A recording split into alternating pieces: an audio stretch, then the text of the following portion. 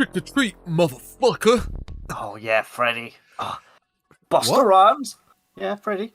Oh, That's his name, okay, Freddy. okay. Not Freddy Krueger. I was gonna say I barely remember any of these characters' names in this film, It's only and because I I watched watched it last this. night. I watched it yesterday and today, and I can barely remember half of these characters' names. But I remember that line because that line is synonymous with this film. Actually, thinking about it, I only remember Jen? Freddy because Freddy was Buster Rhymes, not Buffer Rhymes. Well, Buster Rhymes. It's Buff Rhymes. Sarah. Sarah was the main character. Yeah. Laurie, obviously, can't forget her. Deckard. Yep, Yeah, Deckard was the tech guy. Yep. That's about it. That's about it. I don't remember Michael. Oh yeah, Michael. Yeah, Michael obviously. Myers. Yep, can't forget him. Michael Myers. Yeah. So, this is gonna be a tough one. See, But- I think the way that this is going to go down is, I mean, you made it perfectly clear in your text that you hated this film. So I think do. it's going to be we'll do one of your what you didn't like about this, and I'm like, oh, I liked it purely because nostalgia, and it's like we'll just go back and forth like that. Yeah, I'm curious to see your take on it, especially as the fact that. Well, we'll get into it, but this is welcome back, everyone. This is the Dreadcast. This is. See, There we go. We got to get quicker at that. usually you do it first, so I was waiting for you, and then I was like, oh, it's me. And I was throwing you a bone there. I was like, Thank you. come on. This is T. This is Tom. Welcome back to the Dreadcast. Hello. This is episode 25. We've hit a quarter of a century. We are 25 years old. Yes, not even weeks Yeah. because we started in January this We year. did. So we must have skipped a yeah. lot of weeks. But yes, We're episode almost- 25. We're almost a year old then. Almost a year. We need to plan for that. Ooh. Oh yeah. And we did Halloween Ends last time, and we ranted for about Yes. 2 hours. We did. And A little bit. since that rant, I rewatched it. I Did rewatched. you? I did. I thought I told you that. Did I not? No, you said I've you were took- never going to watch it again. I rewatched it because I mulled over the film a lot because of the fact I was ranting to other people about don't watch it. This film's shit because this happens, and over time I was just thinking about it more and more. I rewatched it. I acquired it, and my opinions have changed.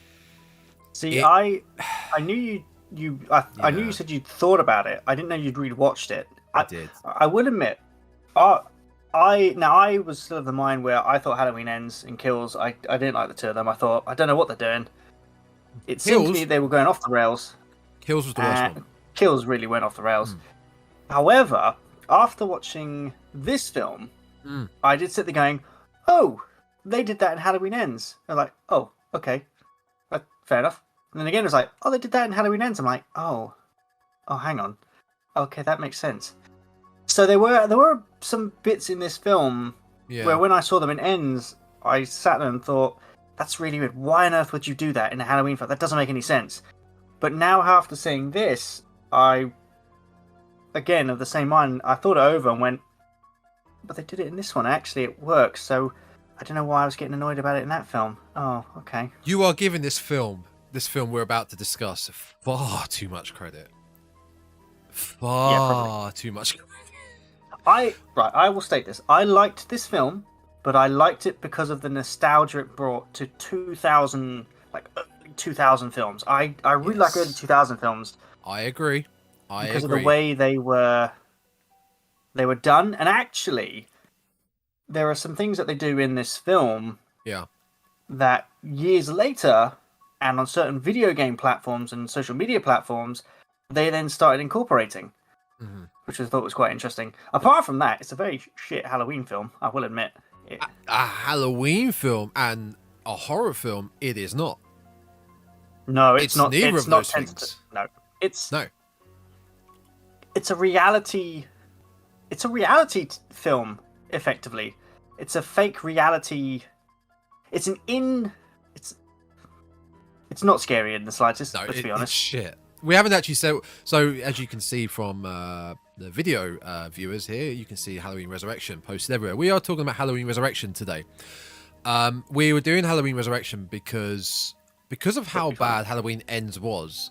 We thought it would be funny to do this rather than go to the classic, being the OG 1978 John Carpenter's Halloween, one of the best horror films ever made.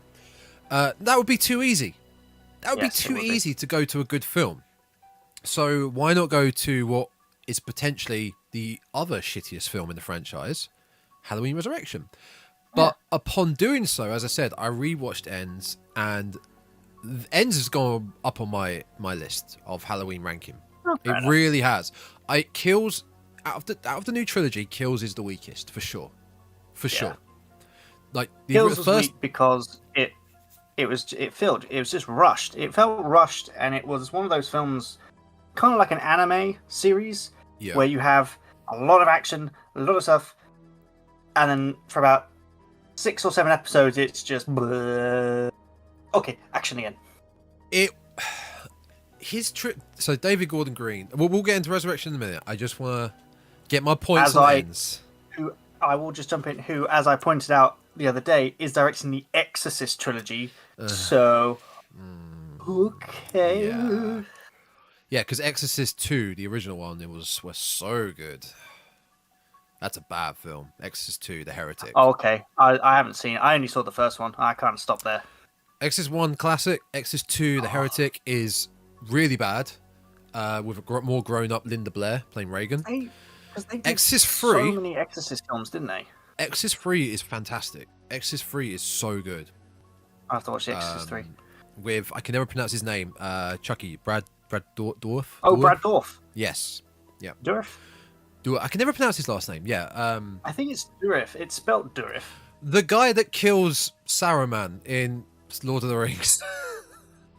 Oh, yeah. Yeah, him. Where was it? Exorcist. Yeah, so this David Gordon Green trilogy, and we'll get into Resurrection in a minute. I just have to get my points across, okay? Why? What are you thinking? He doesn't kill Saruman. In the extended cut, he does. He plays the king, the creepy king's advisor. Yeah, but when he goes back to the tower of Saruman in the extended cut at the beginning of Return of the King, he stabs Saruman in the back, and that's how Saruman falls onto the water wheel. Okay, I do not have time to watch that Lord of the Rings in that depth. Although I am watching I will get to it when I have, maybe 24 hours free. But I am watching Rings of Power, and that is fantastic. But that's not horror related. Fine. I did completely disagree with that, but that's a different matter. Anyway, back. Where was I? Oh my god, we went on the tangent. You were talking about the Exorcist. Oh my god. The David Gordon Green. Right. His new trilogy is very similar to the first 3 Halloween films. Oh, okay. The first Halloween of David Gordon Green's trilogy, in theory, the setup. Does that include Halloween 3, or is that Halloween 4? Yes, include Halloween 3. Number 2, the original second one, is based in the hospital, and Laurie is in the hospital. Yes. Because of the events of the first one. Yes. In Halloween Kills, she's in the hospital. While the town is dealing with Michael, and Michael's trying to find her again. Okay. Halloween 3, Season of the Witch, threw everyone aghast because it wasn't to do with Michael. It was It was the original intention of John Carpenter and Deborah Hill, where they wanted to make it an anthology of terror. Yeah, that's right. Not just Michael's like a MacGuffin. He's not Halloween. He just became Halloween synonymous. Like Jason wasn't Friday the 13th to begin with. No, his mother was. Pamela Voorhees, yeah. Freddy is Nightmare on Elm Street. Yeah. Scream is Ghostface. Exactly. Now, Halloween 3 Season of the Witch was something so different, but it's a great film, but people didn't go for it. Yeah. Halloween Ends was so different, people didn't go for it, but they did continue the theme of evil continuing. Evil. Michael has always been known as the Shape. Yeah. He's the shape of evil. So that is why they focused on the Corey thing. I'm not saying the Corey storyline was great. I'm not saying the writing was great, because the writing was pretty piss poor. Some of the set pieces, like the party where they're dancing and he's going mad shit crazy on the floor, they're in the photo booth, a lot of that felt like a Netflix drama, like we said. But I like actually the idea of evil has completely taken over this town, which explains why these kids are just complete arseholes. Explains why everyone is nearly an arsehole. It's just evil is just taking over everyone, and it's infected Corey the most because of what happened to him with Jeremy. Fair enough. Okay, fair enough. So that's why I can kind of appreciate it, because the shape, it's never about Michael. Michael is just the shape of evil, just happens to be the evil that is present in Haddonfield. And as he went away into the sewers with Pennywise, evil started to spread. Evil took over the town. Like people were killed. There's the scene of someone hung themselves, killed themselves. The DJ is an arsehole. Everyone's an arsehole in this. Everyone's evil. That was the gist I started to appreciate a bit more. Okay. But I will still say the marketing was awful for Ends, because it made it seem like the final encounter between Laurie and Michael, which it was in the last 15 minutes, which if you took that away, if you took that last fight scene away in the kitchen and just had it end with Corey stabbing himself in the neck, and like Laurie and Alison being, it's over, fine, because you've rounded off the story of Corey. Yeah, you did. They sort of just shoehorned in the fight with Michael at the end, because he had nothing to. Like we said, he had nothing to do with the film. Really. Yeah. So I guess in that way you could draw the parallel with Halloween 3, because he's not. Yeah. He has nothing to do with it. Exactly, nothing to do with it. And it felt like it was shoehorned in. You could say that they kind of copied Scream 5 setup. So Scream 5, I mean, you're watching Scream. You're watching the first Scream film. Yeah. Again. Yeah. It's just they did it. They went, okay, well, we're going to do that again with a twist. And again, like you said, David Green effectively then took Halloween, Halloween 2, and Halloween 3 and went, I'm going to do those films again, but I'm going to do them slightly differently. Effectively, it's like the recall stuff that they're doing. It's like, we're going to make the first film again, but it's a sequel, but it's how I would have done that first film. Yeah, kind of, yeah. I mean, that's it. I'm not saying it's the best Halloween film ever. I just think, I feel like I was personally too harsh on it. Rob Zombie gets an apology for his first film. His second film is dog shit. The worst Halloween films... Here comes the segue. The worst Halloween films are Kills, Rob Zombie's second one, 6, Cult of Thorn with Paul Rudd, and the film we're talking about today, Halloween Resurrection. The first ending of Laurie. No, the second. The second death of Laurie. Oh. Yeah. Oh, yeah, because she dies in the other one. She dies in the Cult of Thorn trilogy. Off camera. Oh yeah. See, I will admit I haven't seen half the Halloween. I haven't seen half the Halloween films. I haven't even seen half the Texas Chainsaw Massacre films. I would highly suggest watching 4 and 5. 4 is great. Yeah. 5 is okay, but 4 is great. Halloween 4 is great. I'll probably do a run of. I need to catch up on my franchises. To be fair, I will get around to that eventually.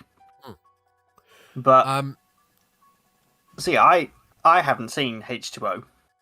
Yes, I was going to ask you about that. Yeah, you get a recap, however, at the start. Well, you don't get you get like a really quick 2-minute at the end of the film, because again, I do think this is interesting how Michael Myers is the only slasher that has a clause that he can't be killed by a writer. No writer is allowed to kill him. Yeah, he wasn't allowed to be killed off. No, he can't be killed off. Yeah. I was like, okay, cool. It does mean that it's inevitable that there will always be a Halloween sequel, because, that's just the way they'll do it. Like, look, this trilogy may be over with Laurie and Michael, but Halloween as a film franchise won't end. Halloween will go, and Michael will return, because Michael has to. And Yeah, I get that. I did do some research into this film, and I learnt that Jamie Lee Curtis only did H2O, Yeah. providing she could kill Michael. Because I think she got to that point. She went, "Look, I've done it enough. I want out. I've had enough.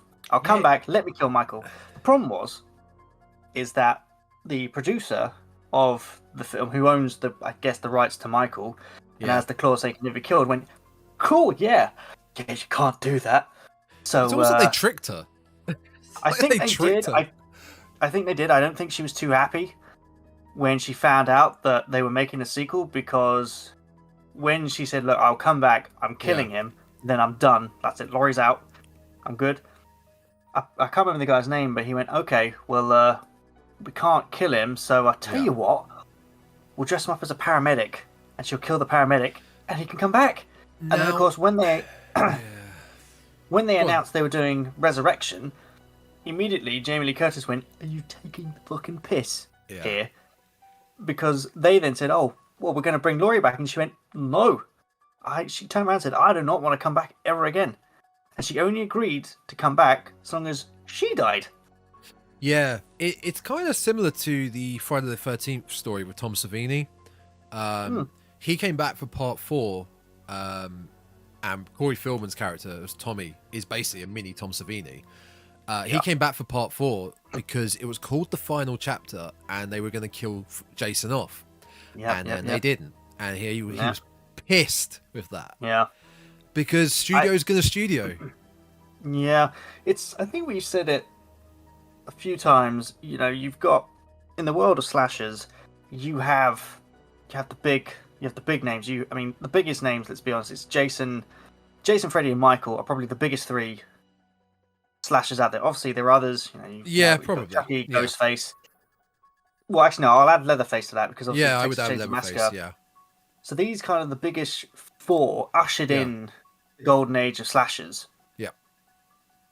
And obviously, well, to be fair, over time, it happens everything. Sequelitis occurs, and the franchises go downhill, and they crash and die.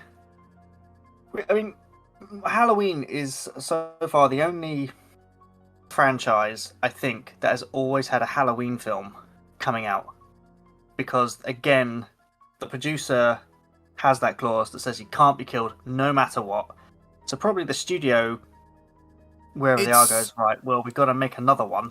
So yeah, there's never really been that long of a gap in years wise between each entry in the whole franchise. There's been long gaps, but nothing like a decade, or nothing like a decade, maybe a decade. I don't think as long as a decade, maybe close to a decade. Wasn't it H2O? H2O was quite a gap, wasn't it? H2O was 99. No, 98, sorry, because it's 20 years after the original. Yeah, so there was a bit of a I'm not gap sure between... when... I think number 6 was 95, I believe. Okay, so not... So that's what I mean. I think if we're talking about it off the top of my head, I can't remember the name. Oh, actually, I've got that. Hang on. I've got my my crafty little chart that I made up. Oh, yes. For everyone, for all the Halloween films. You can find that on the Twitter. Where did I save it? There it is. Just while I'm looking for this. So, yeah, you hadn't seen H2O, had you? At all? No. So, I mean, did you even look up the premise for H2O at all? Because it's not bad. No. It's okay. So, through background research, I picked up bits and pieces. Yeah. But I think to be fair, with a Halloween film, you don't really need to know what happened in the last film, because if you know, so sorry, if you know that Michael Myers can't be killed, and it's referred to as a sequel to the last one, you don't really need to see the last one, because you think, well, if he died in that one, he's obviously resurrected, he's coming back. That's it. Yeah. The so H2O, it's obviously 20 years after the original, which completely retconned 2, 4, 5, and 6. I thought this was after 2, because this establishes that the 2 of them are siblings. I thought that was in 2. Oh, sorry, yes. After 1, 2, retcons 1, 2, 4, 5, and H2O. 6. Yeah, it gets rid of 4, 5, and 6, which isn't the worst thing. Just looking at the timeline. Yes, H2O, 20 years after the original. So the brother and sister, Jamie Lee Curtis. I don't know why I call her Jamie Lee Curtis. Laurie Strode is working in a very private school, and she's got a son, Josh Hartnett. Oh yes. LL Cool J plays the security guard. Oh, was he in it? He was. And that's basically it. Michael finds her there. And all hell he stalks her breaks down, loose. doesn't Yeah, he stalks her down. Basically, the set piece is the school, and everything happens at the school. This private school. Everyone's gone away on a field trip. They're still there. It's okay. It's watchable. It's not amazing. And then at the end, you've got a back and forth between Michael and Laurie, where she thinks obviously she's got him. Yeah. Then you see in Resurrection the beginning, which there's only a couple of points in my notes where I actually quite like that, where he crushed the larynx of the paramedic and replaced swap the bodies. That was quite clever. That was quite a clever kill and a reasoning as to, because sometimes it can be a really lazy reasoning as to why this killer is back.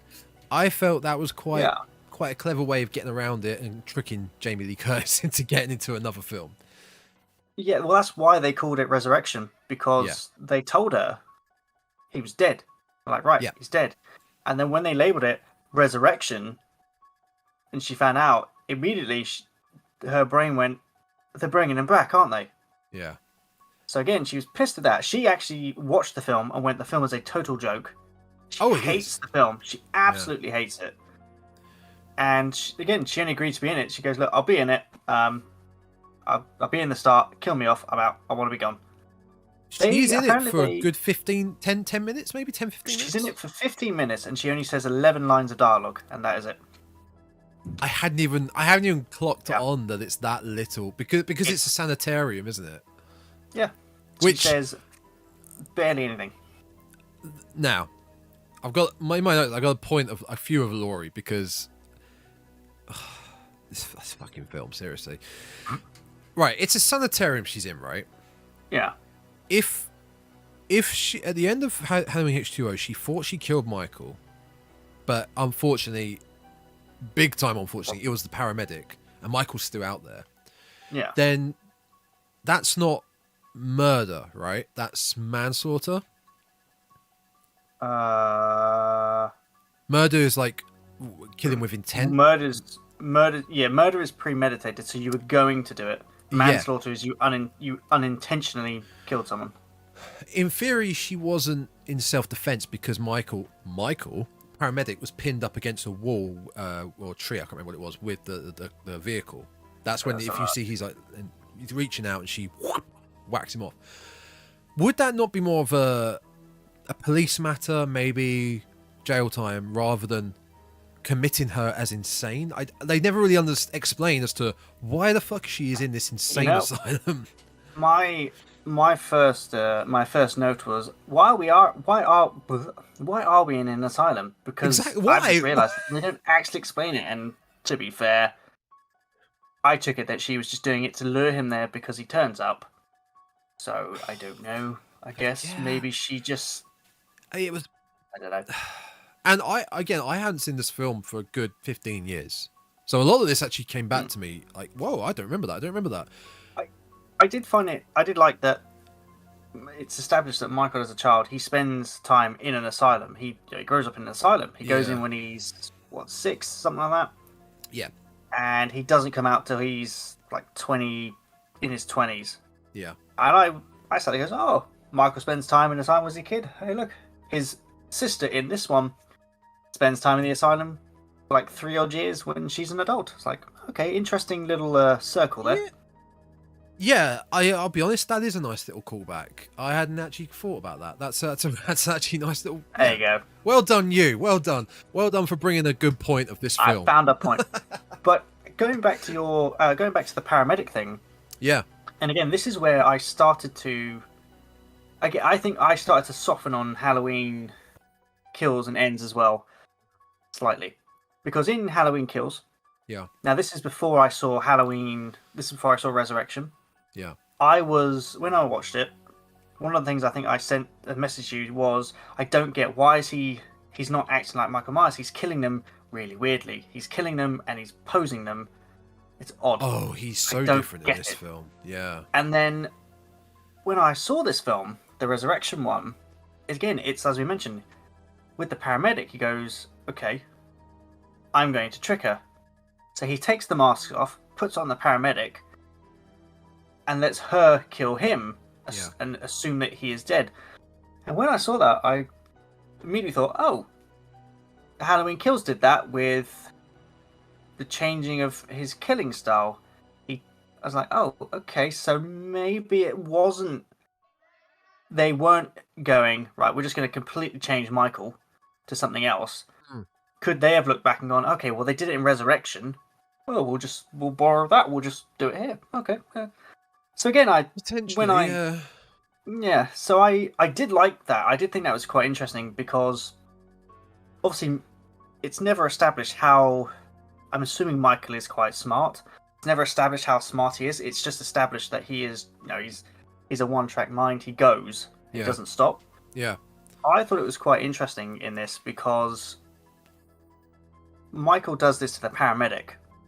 He kills the paramedic. He takes his mask off, and then you just see him. He's in the paramedic outfit, and he's just walking past everyone. No one is blinking an eyelid.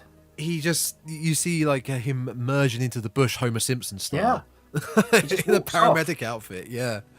And I sat there and went, "That's actually really smart." Because if you think about it, to Michael, he would be there going, "Okay, no one knows what I look like, so I'm going to take this off and just walk." And I sat there going, that'd be a really clever way for, because obviously you couldn't do that with Jason. Well, you could do it with Ghostface. You could take the mask off, you could walk about in public, which is quite cool. So Michael could effectively, if he, I don't know, went, right, I need to get some food, takes the mask off, goes and just picks up food from somewhere, no one would bat an eyelid, which is really cool.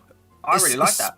Especially in this timeline of 1-2 H2O and this, where only in this timeline it's only at the end of 1 where his mask is briefly removed and Laurie sees him. Yes. And the only other person that kind of knows what he looks like properly is Dr. Loomis, who is non-existent at this point, because obviously he's dead at this point, isn't he? In this one. Yeah. Also, he's not in it. Well, he doesn't die at the end of 2 because he's in 4. Well, he's not mentioned in this, so maybe they kind of just knocked him out. Yeah, Michael's a weird one in this. But again, what I was saying about the new trilogy, how they really incorporated the evil and him being the shape, like he's just a shape of evil, which was what was meant to be implied in the first one. That is fully out the window in H2O in this one. It's nothing to do with that. It's literally just to do with he's a psychopathic killing machine in a mask, a really shitty mask in these ones with his massive hair, massive Sonic the Hedgehog hair going on there. I must admit, I had known that, which was it's when he's chasing someone, and you see his hair. I just looked at it, wondering what on earth had gone on. Had he had a perm? His hair it's huge, and then in the next scene it's not. So you must have thought did something happen on set that day? Did he get electrocuted slightly? I mean, the amount of masks this franchise has gone through, they all look so different. It is quite funny to go to masks because when they filmed the scene, obviously they filmed this scene after H2O had finished, where he crushed the paramedic's throat. Yeah. If you watch it closely enough, they put the wrong mask on. Because he does so wearing the resurrection mask. They forgot they had to put the old mask back on his face. So he's wearing his resurrection mask whilst he's strangling the paramedic from H2O. I'm not surprised from this sort of quality of film, though, to be fair. Yeah. I did like some of the kills in this, though. I do think that was quite cool. I have a lot Yeah, on the kills, but I just want to finish on Laurie. I've got one more because of the fact she's not in it, we can get her out of the way. She's barely in it. Yeah. Now, this sanitarium at the beginning, the security is horrendous. There's like two guys. Terminator 2 levels of security. There's like two guys, and they are really bad at their job. But I'm just thinking like the planning of this film, and thinking, right, our first scenario is in the sanitarium, right? Yeah. It's an asylum, sanitarium, whatever it is. Would you not have guards, security, medical staff on call around 24/7? Because it's a fucking sanitarium. Yeah, and I think that point is highlighted when we meet Harold, the guy who's serial killers. And the guard meets him outside. He gets scared, but it's just a case of he looks at him and goes, "Oh, hi, Harold." It's like, "Hey, yeah." It's What like, are you doing outside? Oh, I went for a walk. Okay, right, come on now, let's get back in. You'd be like, right, get back inside. Right, I need some backup. We've got an escaped convict here. He's not convict, but patient. Sorry. Yeah, that would have been hit the alarm. Lockdown. We've got the patient loose. We've got the patient escape. You'd have cameras everywhere. Yeah. And should if someone went, oh, where's Harold? Oh, Harold's gone. Right, he's probably in his usual spot. Go outside and find him. Yeah, that bugged me so much. The last thing though on Laurie, spoiler: Laurie dies in a really stupid way, where she's hanging and gives Michael a kiss on the mouth of the mask, and then falls to her death. Whatever. Bye. Well, we don't. Oh no, we do. Yes, actually now. Oh, she's dead. She gets stabbed in the back. Yeah. One thing I did take away from Laurie's part in this film, which I think it happens in Scream. And I think it happens in Scary Movie. They parody it, which bugs me. Yeah. She's looking out the window. Yeah. And Michael's standing there. Yeah, that happens a lot in this film, though. She's there. Michael's standing there. The camera pans back to the shot is back to Laurie, who's still looking. Yeah. Still looking. It's just the camera moving. In theory, she's still staring right at him. Camera pans back outside, and he's gone. So, in theory, the fact that she hasn't changed her vision, she's still looking at him, means that she would have seen him go like this, turn to the side, and run away. Because she doesn't change the way she's looking. It's just the different camera shots. Camera goes from Laurie looking outside. Camera then changes to Michael. Camera then changes back to Laurie, who is still looking outside. Camera then changes back to outside with no Michael. So she, in theory, saw him run away or walk away. What's that? Oh, well, there you go. And I think it happens. No, not Scream. Sorry, it happens in Scary Movie, but they do it as a gag. I was thinking of Scream. It's Ghostface. But it happens. Kind of happens at the beginning in Halloween 1, where Laurie is in class, and she looks outside, and Michael is just there in the distance, standing behind the car, and she's just like, what is that? Like, what is that over there? And she looks away, and then she looks back, and he's gone. Fine, but this is dumb. I didn't even notice that, but oh yeah. And that's it for Laurie. That's it. Laurie is a non-factor in this film. No. Well, she didn't. It's like we said, Jamie Lee Curtis didn't want to be in this film. She absolutely hated the idea of doing this film. Yeah. So again, she only agreed to appear in it just so she could die. It was like, right, I'm in it. Kill off Laurie. I'm done. I'm gone. Apparently, she had to clarify the record because someone who made the film went, "Oh no, she was going to be in like half the film." All these things, and she turned around and went, "Nope, that is not true. I did not want to be in this film. I agreed to be it so I could die. That was it." But also the thing with that is you still need her in it for the marketing, because Jamie Lee Curtis is a big name and Laurie was the main protagonist. She was the main final girl. Yeah. So even if you market it similar to how Halloween Ends was marketed, that they're going to have a big showdown, she's going to be in it, in the marketing for Resurrection, you're not going to show that she dies, are you? Because why would you do that? You would splice clips of her running in the sanitarium, throughout the trailer, so it looks like she's in the whole film, and then you trick people. Say, "Gotcha! You're in the cinema. We got your money. Now watch this piece of shit." Yeah, exactly. But the one thing I did notice I did find funny in this opening bit of the asylum. Yeah. Is the amount of time Michael spends hanging on the ceiling. I did not understand this. Oh my god, with one arm. With one arm. It's like how does he do that? And I was watching it.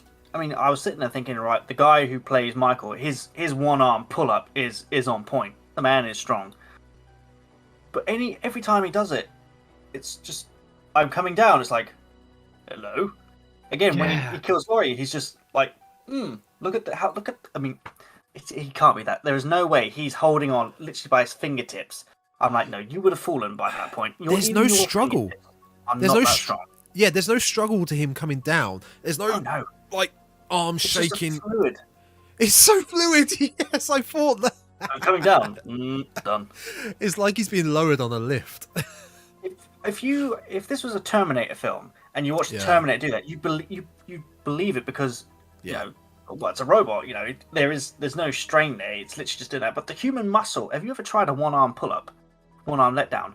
I've tried it, and you're sitting there going, "Oh my god, your arm is not. We're not built to do that." I know I'm just showing off the guns there because there you go. But Michael is a machine. Ooh, see. However, I do have some. I have some little notes on Michael in this film because I really thought it was cool how he highlights, again, like you said, he highlights evil. Yeah. And one of the ones that I noticed in is where Michael's chasing Laurie through the asylum. And the one thing we'll know about Michael is he never runs. He never runs. He's always walking. He walks fast in this. He's the He's the unstoppable, the ever-moving shape. No, he's always moving. Yeah. And it's shown in this scene where Laurie's running away from him. She's running, and Michael is just walking, always walking and walking and walking. And I thought it was great because Michael is always shown to be very calm and collected. Yeah. He doesn't seem to bother by anything. He's emotionless, really. Emotionless. Yeah. And he knows that if he keeps going, he'll get there. And protagonists are the good ones. Yeah. They always panic. And they run around. They drop stuff. They fumble things. Yeah. And yet you think, well, actually, if you just think like Michael, you're like, right, okay, I need to get this door open. It's like, right, okay, he's far enough away. Okay, right, there's the key. In, done. But instead, it's like, oh my god, where's the key? I've dropped the keys. And by that time, you look up, and he's there, which I thought was quite cool. How you get that? Panic would set in if you're being chased by someone like Michael. Panic would set in. You probably would fumble with what you're doing. You probably would do, but if he was, I don't know, a good distance away from you, and you had to get in the house, and he was just walking, if you were to stay calm, you'd easily be able to get in. Yeah. But because he never, if this was like Jason or Freddy or something, you would definitely start to panic because these guys can't, they run and whatnot. But Michael never does that. Well, I mean, that depends. It depends how strong your door is, because apparently Michael could just walk through a door. Did you see that bit? Oh yeah, the headbutt. Yeah. He just walks through Laurie's door. I must admit, I had a note which was headbutt, and I looked at it going, I can't remember what that was. And it was the door. That was it. It's meant to be an asylum. They're meant to be strong doors. This fucker doors. just bursts through the door like he's the Kool-Aid jar. Yeah. Oh yeah.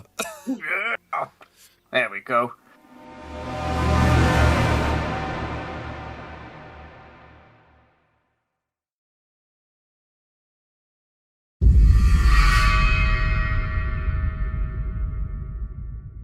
Because I picked on some things in this one that if I hadn't have seen this film, I wouldn't have gone, oh, okay, that's interesting take. Again, going back to like the Halloween ends, Halloween kills, seeing this film now, I'm like, well, okay, they obviously borrowed from this film. So loosely. Loosely, but like certain aspects, which I'll get onto with the Harold thing in a minute. Yeah. And you're like, okay, well, they did that in this film. So actually, him doing it like in Halloween Ends with Corey thing, you're thinking, oh, well, actually, that's not a massive departure because they tried it before. Admittedly, they tried it in a film that bombed horribly. But it wasn't an original idea that a load of fans probably would have gone, well, why have you done that? Why have you done that? Because they've probably then seen this film and gone, oh yeah, you did that in that film, so okay. So we know that doesn't work. We know that could work, but let's tweak it. We know that definitely doesn't work. Like, Yeah. yeah. And yeah. Which brings me on to, well, I was going to bring up Harold. I liked Harold, although he was slightly creepy. It's never kind of revealed why he's in the asylum, but he obviously has a very huge fascination with serial killers, shall we say? Yeah. How? Here's another thing you could have done with this. Like, you know, we were talking about our alternatives for ends. Yes. Things what you could have done. Harold, you established Harold within the first 5-10 minutes of he's clearly obsessed with serial killers. He has his own mask. Yeah, Laurie could have ended Michael, and Harold could have been the new killer. Well, I must admit, I did think they were hinting at that. Yeah. Because, so Michael's Laurie's dead. She's gone off the building. Michael's one arm jacked himself back up. Whilst anyway, I'm not getting He's just up and down and up and just down. up twisted himself. I was like, yeah, cool, nice. Yeah.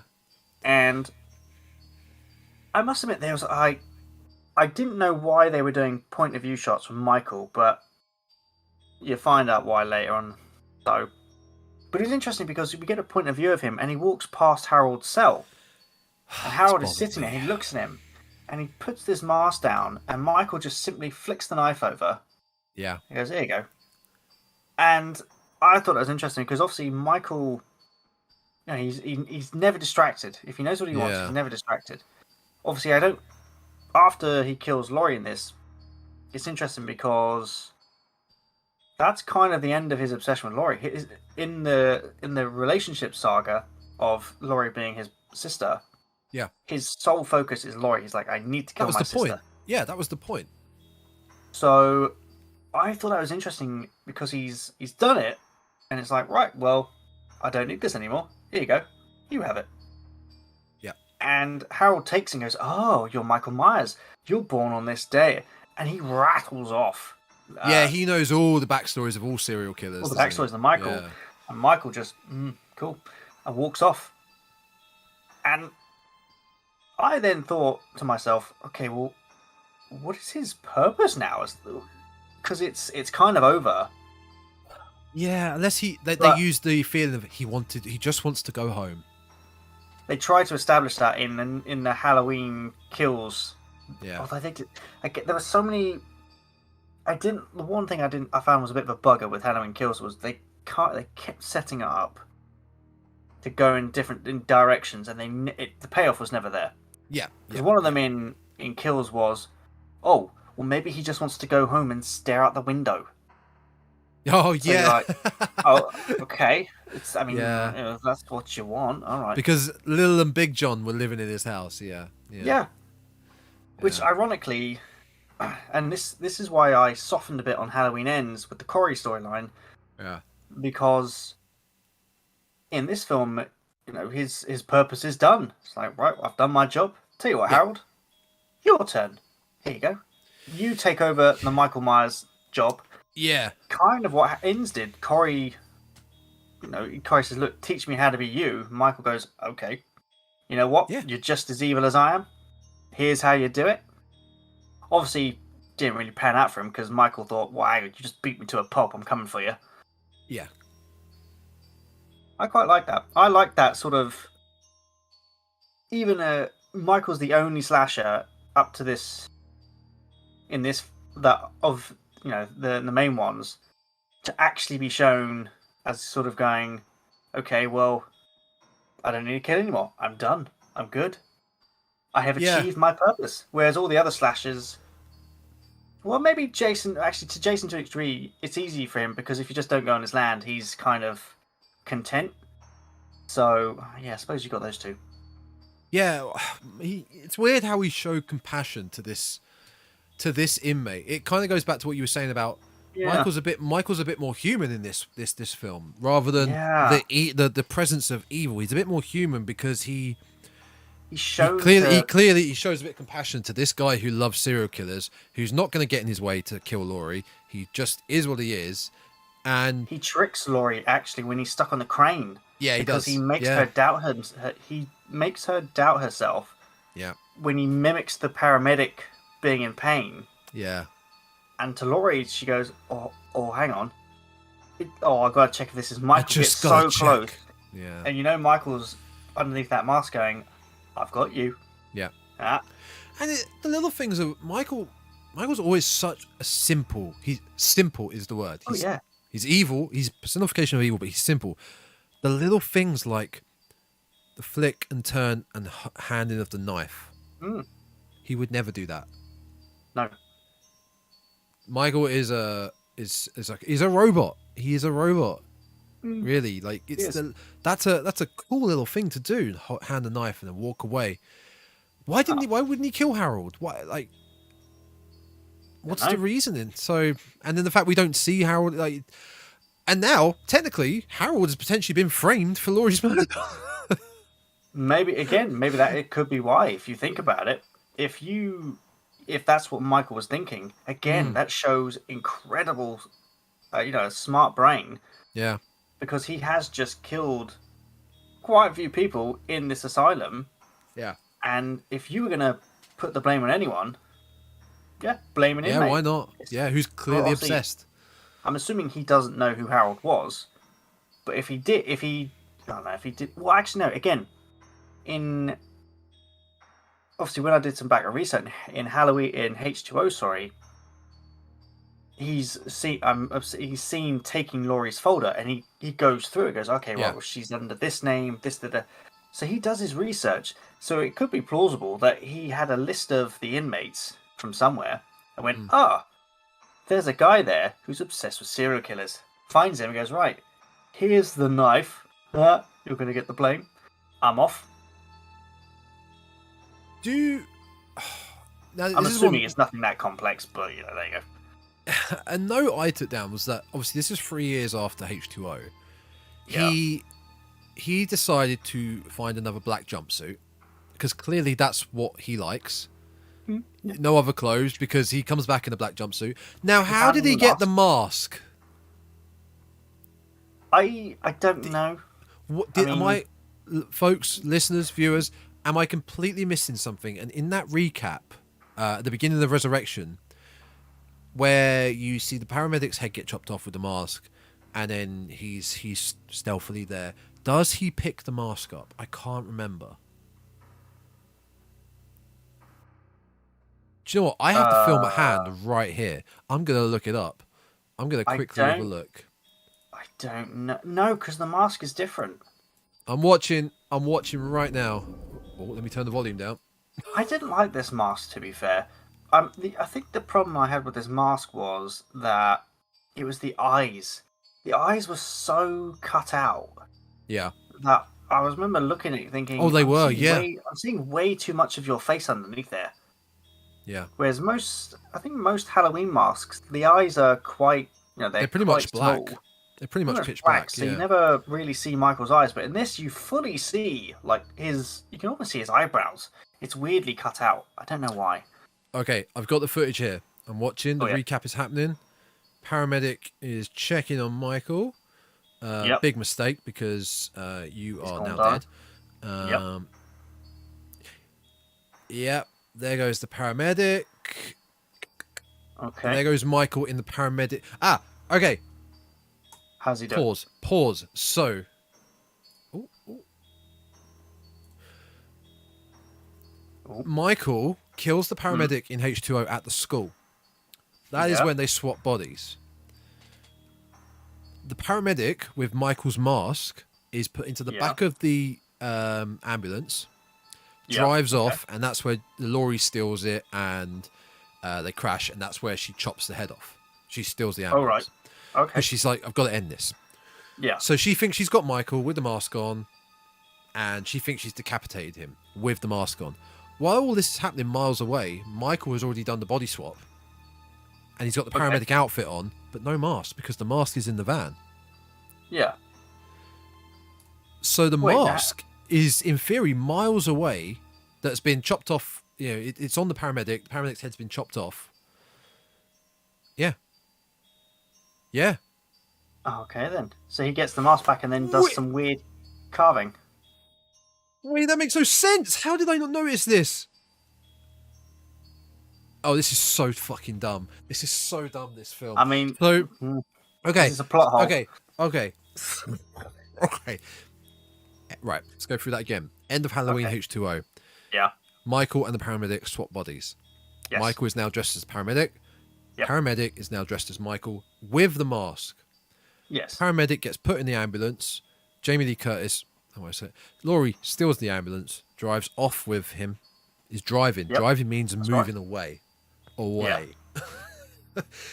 They crash Not because... towards. They crash because the paramedic sits up. She thinks it's Michael. They tussle. He goes through the front window, gets wedged in between, I think, a tree and the ambulance.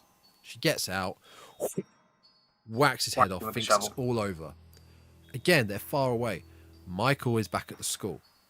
Okay. This just then cuts to the police officers taking the mask off of the head, seeing it's not him, and then Michael is at the crime scene already. Because he's dressed as a paramedic, isn't he? But why has he gone from the school to what the crime scene? And then he Well, if you think about it, they would have called the paramedics, wouldn't they? They would have needed them. So Michael probably could have just easily hitched a ride to the crime scene. and then decide to just walk off into the woods. Yeah, No, it's Strange bullshit. things have I'm not happened. having it. Yeah. Yeah, this. This film happened. This is the stranger things happening.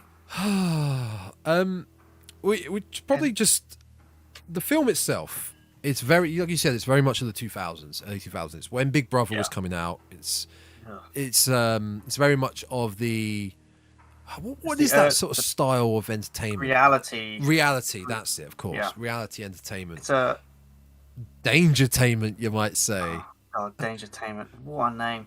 The thing is, again though, that's a 2001's kind of name. That probably would have been a show. It's a reality TV show that it's like what is it? Like the most haunted type shows. Where they go to explore this abandoned house. It's like, right, go in, let's have a look around, see what we can find. Yeah. And that's basically what this Dangertainment is doing. They're grabbing a load of university kids. They're going, right, we're going to stick you in this show. You're going to go explore a abandoned house, do some stuff. I don't think any of them know who it is. It's only on the night they turn around and go, right, you're going to Michael Myers' house. Yeah, and I think as far as Busta Rhymes and Tyra Banks, who work for Dangertainment, she's awful. They're basically just trying to capitalize on this is Michael's house. We can get some publicity for this. I've got notes on specifically titled The House / Haddonfield. Yeah, it's. I thought this was quite interesting because it's such a 2000. I mean, I like the premise for this. That's the thing. Again, I know this is a rubbish film. Yeah. But I liked how they knew they were making a Halloween film, and also they sat there going, okay, well, they had Halloween in the title. Mm. They were making a Halloween film, obviously their version of this Halloween in the Halloween franchise. Yeah. They knew they didn't have Laurie because Laurie, Jamie Curtis went, I'm out, don't stick me in anymore.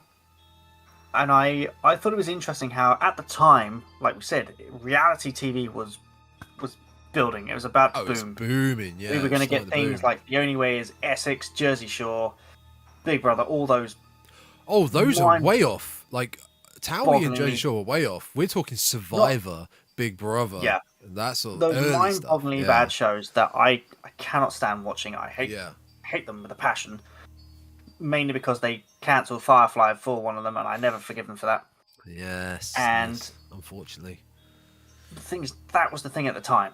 Yeah. It was that the makers went, okay, well, how can we take that and stick it in this film? And I thought it was an interesting premise that I'm assuming that no one's seen Michael at this point. Michael's vanished. 4 years have gone, and he's gone.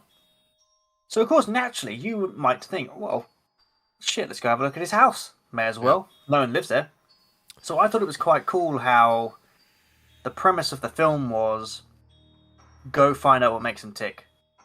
And there were some things that they discover in this house that especially me, I thought, oh, well, is Michael that evil? Or is he a product of whatever the hell happened in this house? Because there's some things in this house that make you think, oh, Michael's childhood looks a little bit messed up.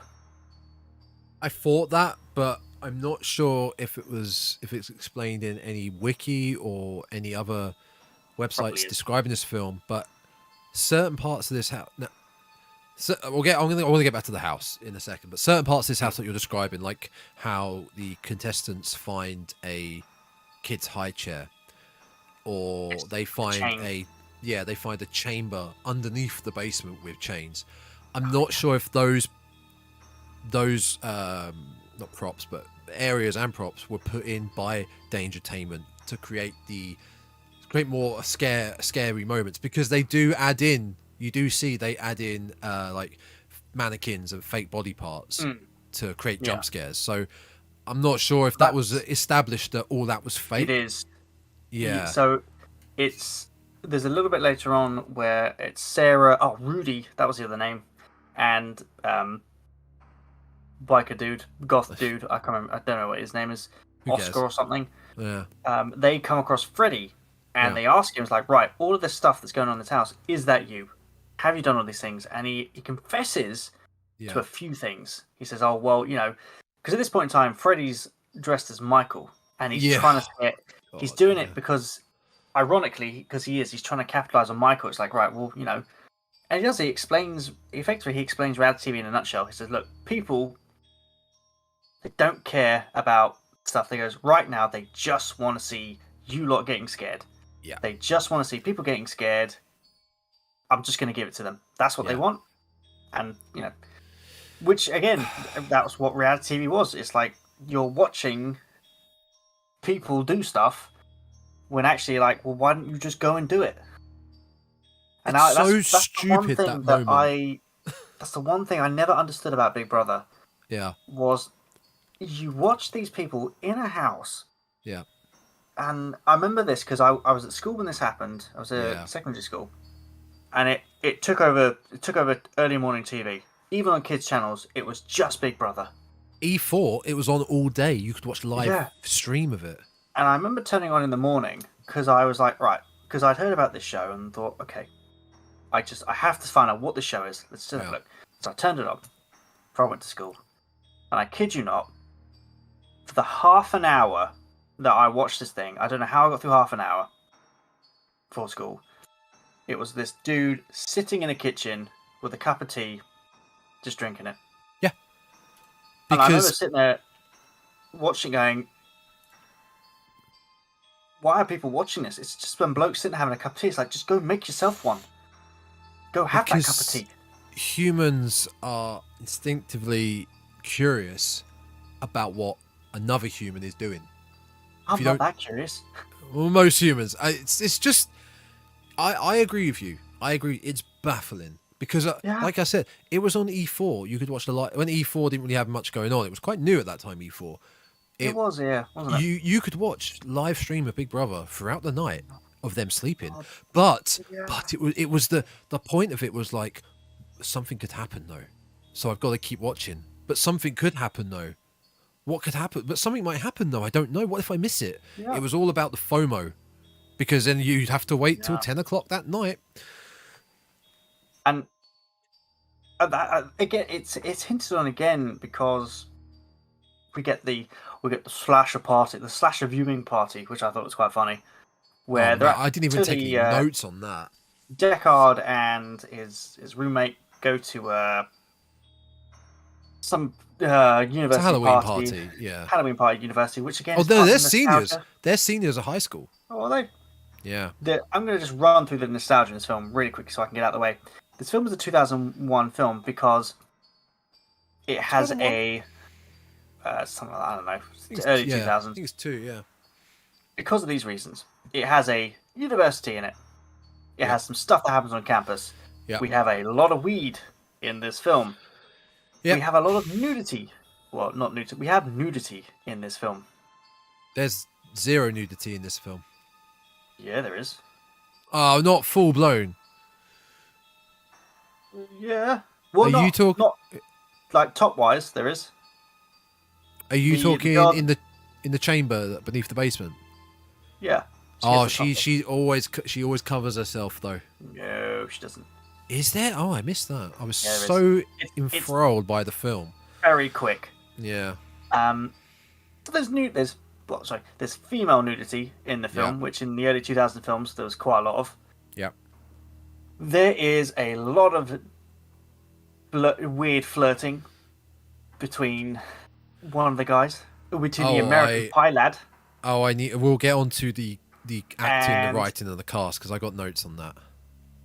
there is a case of which, probably was prevalent back in time, which was like, oh, you'd like to be a reality TV star. Well, I'll tell you what, why don't you take your top off? Which is interesting because it was Katie Sackhoff's character who went on to Battlestar Galactica and Kritikov. I noted that. She didn't want to do it. She said, I am not doing that. I'm not taking my top off. Yeah. So the producers went, okay, no worries. And she said, well, I'm not doing it. Goes, right. So they got a body double to do it. Right. And they didn't tell her they were doing it. They didn't seem to tell a lot of their people what they were doing. They kind of just left it till they were watching it. Yeah. And Katie Sackhoff filmed the film and then took her parents to see it. And she said, my parents were so disgusted with me for doing it. She actually turned around and said, I can tell you what, that is not me. I did not do that. Yeah. And she went, I'm not pissed that they did it and they didn't tell me. I'm more pissed that they chose a body double who had a smaller chest than I did. And she goes, that's what I'm more annoyed about. I was like, well, okay, fair enough. I had completely forgotten she was in this film. I was happy to see her because I like Kate Sackhoff. She's great in Battlestar Galactica and she's great in 24 for the one season she did. One season? One season. She went from this and then I think the next thing she did was Battlestar Galactica. Yeah. And then, obviously her career kind of took off after that. Yeah, there's your 2000s nostalgia. That's how much it is the a film is. very early 2000s. All those, and I guess you could incorporate the heavy on the tech side, the early days of the internet really blooming. Yeah. I mean, I don't know if you'd be able to do all that, and I don't think the quality of the cameras and the footage would be that good on the internet. Oh, they're back so then. grainy. But they're good for back then. I don't think it would be that good. I mean, that's how you know it's one of those. What was it?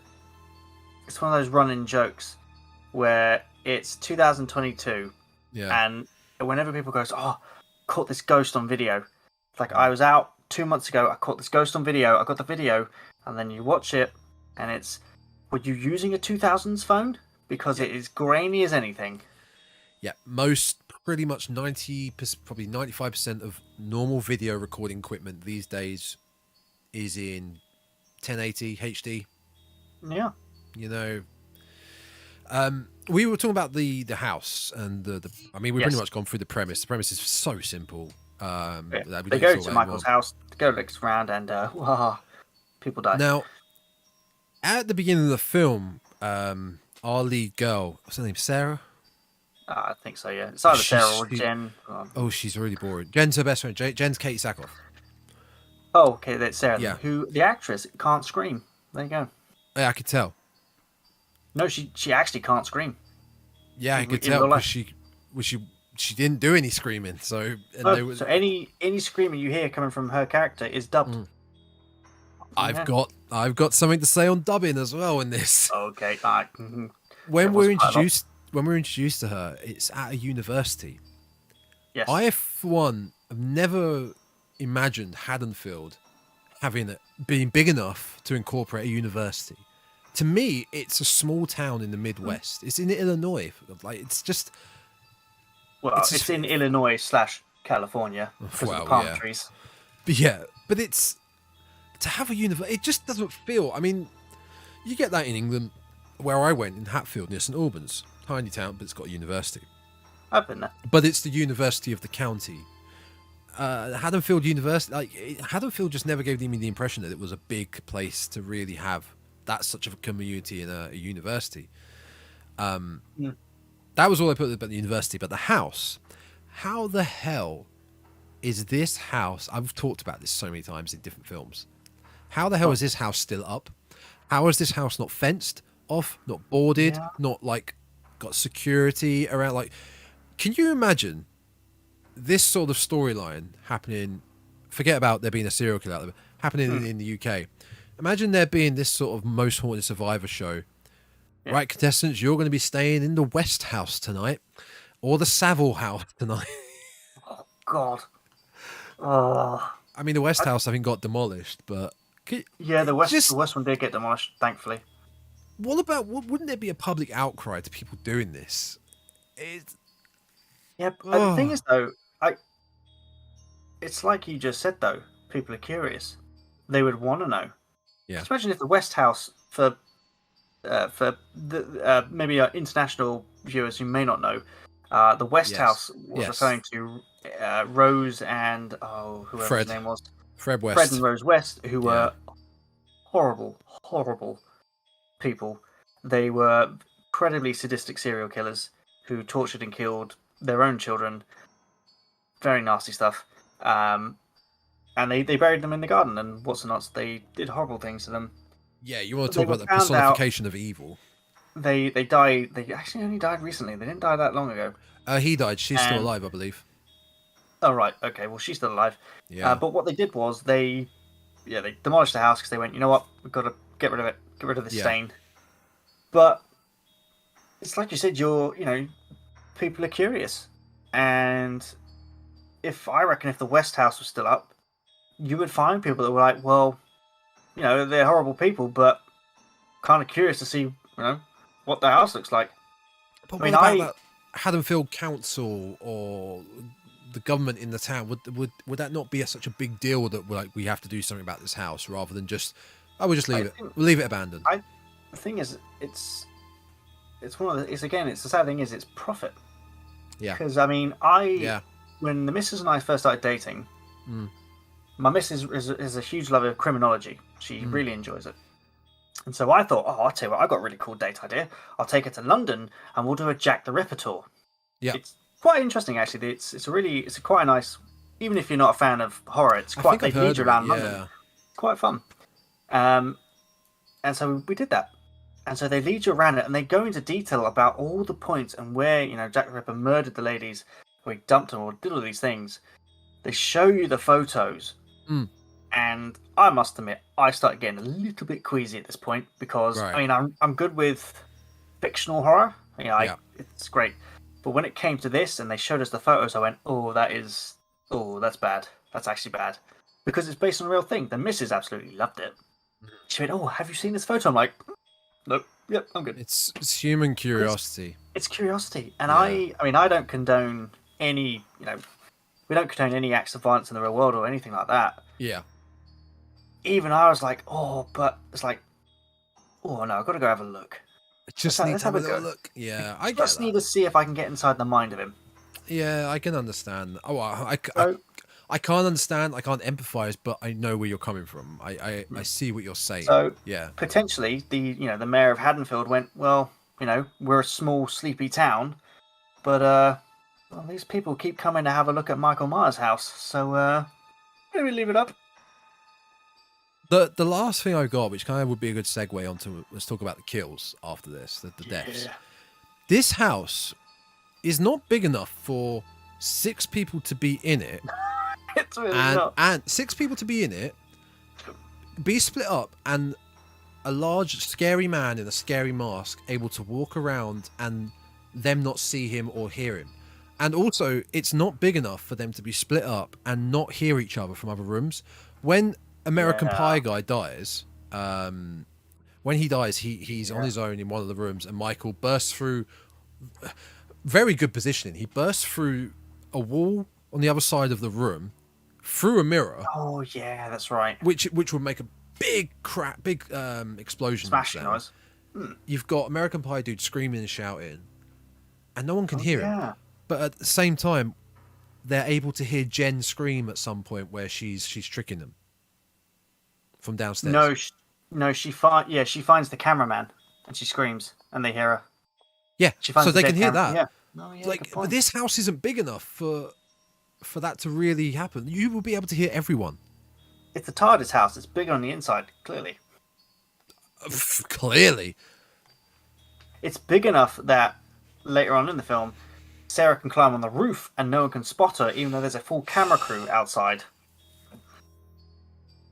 Yeah. She escaped. She decided to climb up the roof and then climb back into the house. I know. Oh my god. It was. Yeah. Oh, my head. Oh. Yep, brain meltdown.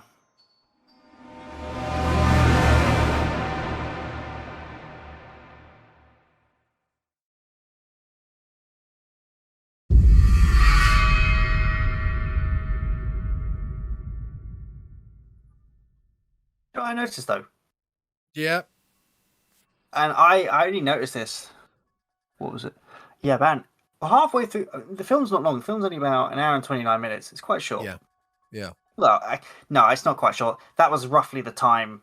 Average length, really. Average length at that stage for hour and a half. Early 2000 film. There were no jack-o'-lanterns in the opening credits. Was that? No. No, because I'm fairly certain most of the Halloween films I've seen, they always have the jack-o'-lanterns. Oh, I can't remember. I can't remember. Them out. Yeah, I can't remember every single opening off the top of my head, but it is a synonymous.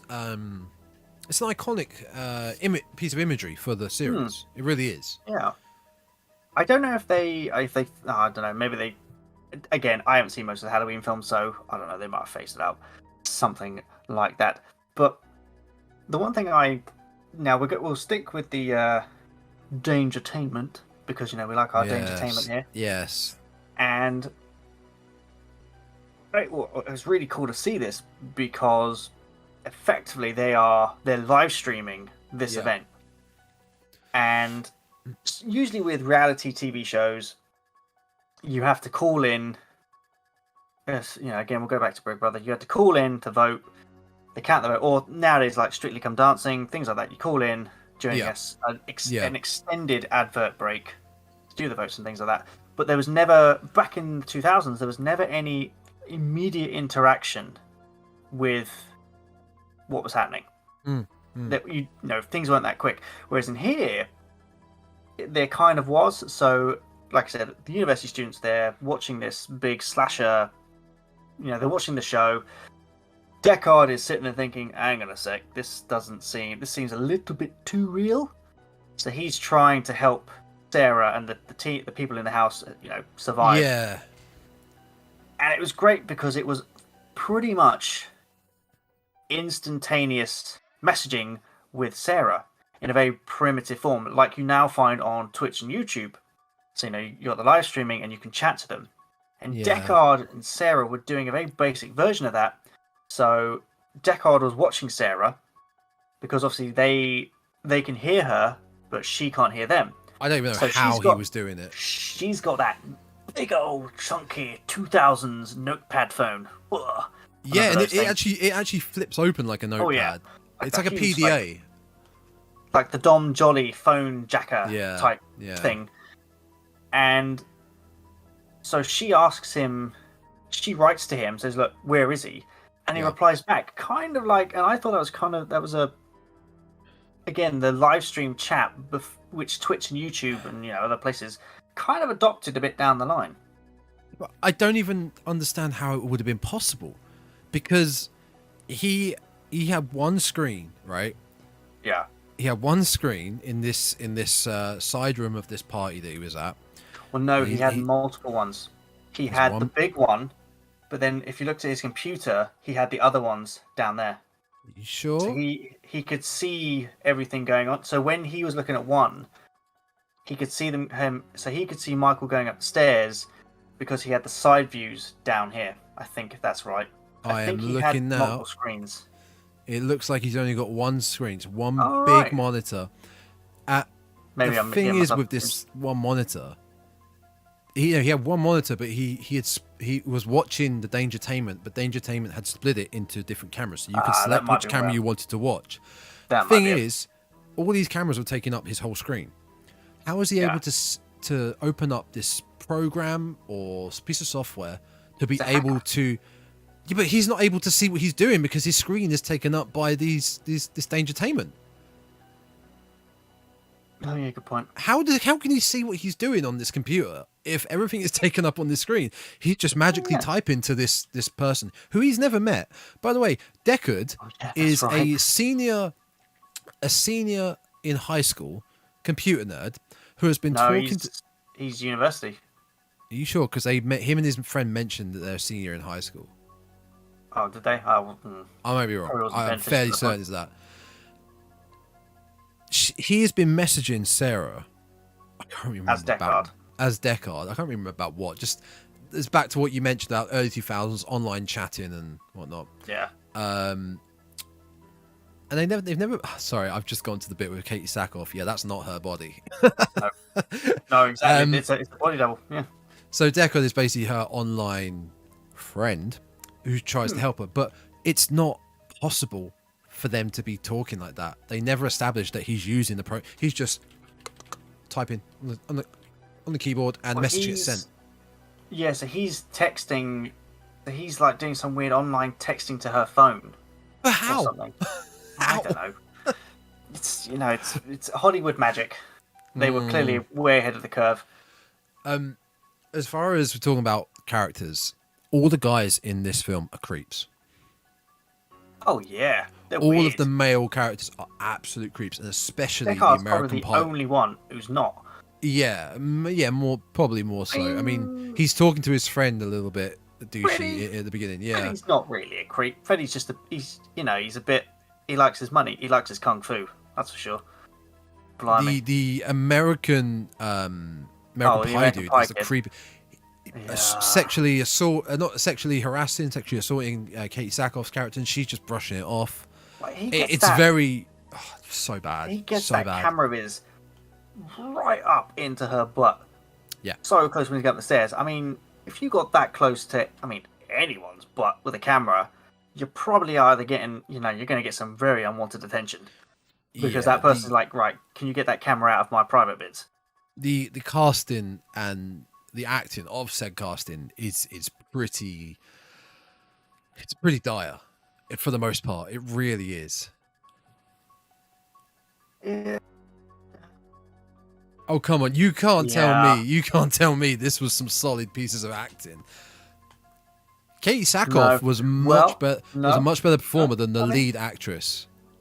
I believe Rudy when he smelt that fennel and went, it's fresh. And then put it back. I got a good segue on that. Oh, yeah. When he smelt the fresh herbs in the kitchen, Oh, yeah. comes back to him later on. It's a little setup and payoff, isn't it? Where he's fighting is. Michael in the kitchen, and Yeah, it's yeah. like pocket sand. It's like pocket sand, but it's herbs. He's like throwing herbs in Michael's face. And there's another thing, he's like, Oh, come on now. God. He clocks Yeah. him with the rolling pin, doesn't he? It's like, thunk. Yeah, Gotcha. but keep doing it. Keep going. Just whack him. Yeah. Oh, it was great, that was. I just laughed when I heard pocket sand, and you get the reference. Are you always Sunny fan? I've seen most of these Okay. seasons. I've There's- probably heard of it somewhere. Yeah, there's just an episode with Rickety Cricket. It's on the wrestling. Yes. One of the wrestling ones where he's got pocket sand. He's just Yes. throwing sand yeah, in. What's that? Pocket sand? I just remember a guy I used to work with. He kept referring to himself as the Golden God, and I was like, "Where is this thing coming from? I don't get this." And I finally saw the episode where I can't remember his name, whatever his name is, Charlie, The Matt, mate- Dennis. Dennis, and it's Dennis. And he's finally blown his top. He's like, "I should get everything. I am the Golden God, the Golden God." And He's a finally watched it, psychopath. it's like I get it now. Okay, that's where it came from. I did notice. This was the other thing I noticed was it's Halloween. It's Halloween night, and there are these three little kids, and they're running down the street with the pumpkin, Yes. and they're singing a song. I can't remember Yes. what they're singing, and they leave the pumpkin Yep. on Michael's house. And I remember watching it going, they must know whose house that is. They must know who Michael Myers is. So specific, his house, isn't it? Yeah, it's like the what is it? It's the house on Neibolt Street. People know that which house it is. They know it's the Neibolt house. Like Freddy's house, it's like, well, you know, why do we go there? You don't go there. Why? Because that's Freddy's house. Not it's just a random house. That's Freddy's house, or that's Jason's cabin. Don't go there. Yeah.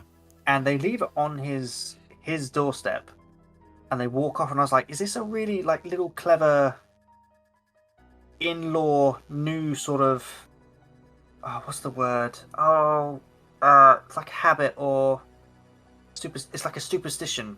Yeah, like they do it every year, maybe. They do it every year because it's like, right, okay, tell you what, we're going to leave a pumpkin for Michael. If we do that, he's going to leave us alone. He won't appear. It's like leaving if you satisfy the boogie, like, there's the horror film Trick or Treat, where if you obey the rules of Halloween, I think it's Sam. I think Sam's the slasher in that. I can't remember his name. As long as you obey the rules of Halloween, he goes, okay, you've obeyed my rules. You had a good Halloween. I'll leave you alone. Whereas if you don't, I'm coming for you.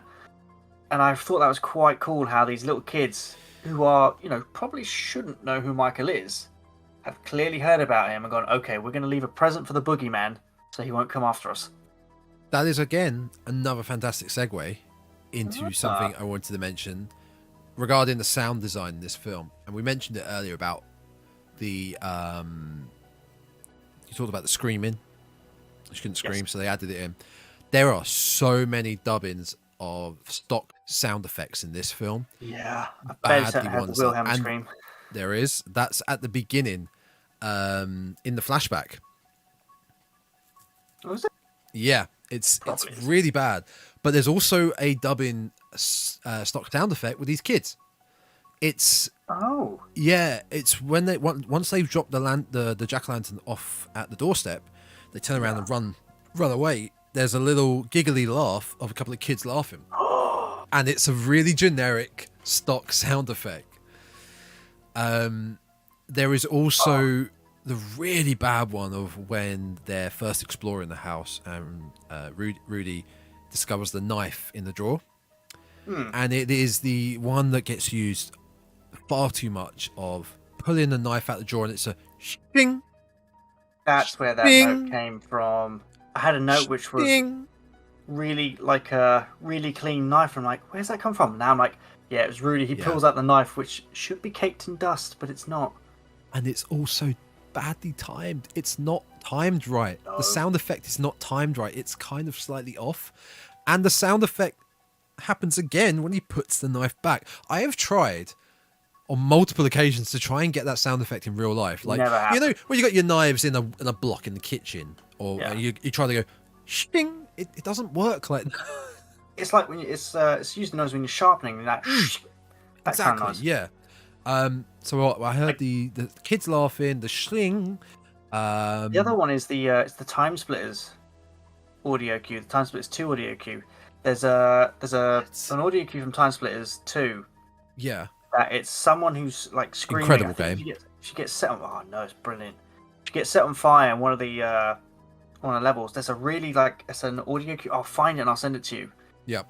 It's an audio cue, and if you hear it, chances are you'll start to hear it elsewhere.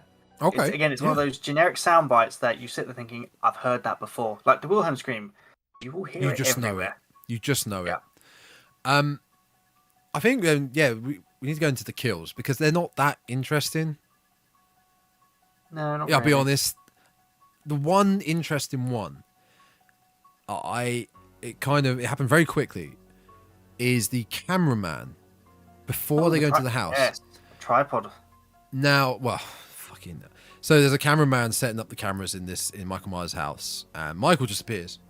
Michael is shown too much in this film. There's too many close-ups of him.